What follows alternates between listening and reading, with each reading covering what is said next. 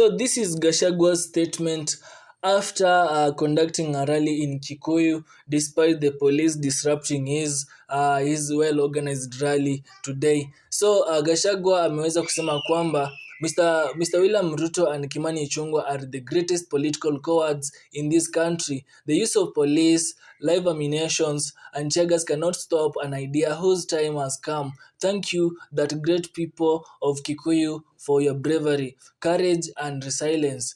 You have proven you cannot be intimidated by President William Ruto and Ichung'wah by whatever means, and you have made hard decisions about 2027. Ruto is one term, and Ichung'wah must follow him to Sugoi. Thank you for the warm, heroic, and ecstatic welcome. I promise you, I will not let you down, the people of Kikuyu. God bless you.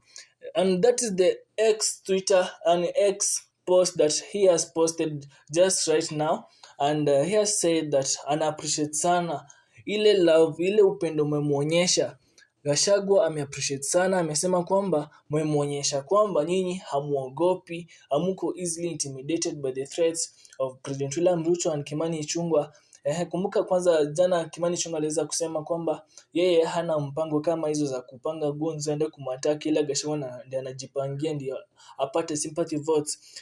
Lakini pia Gachagua aliweza kusema kwamba the state wao wanaorganize guns kwenda kwake ndio waseme yeye ndiye anafanya hizo vitu. So hizi ni politics, msiweke siasa kwa roho. Nyinyi mnasema aje? And today as we can see, hata gari ya Gachagua iliweza kugongwa tear gas moja safi kwa window. Lakini supporters nao walitokezea kwa wingi sana.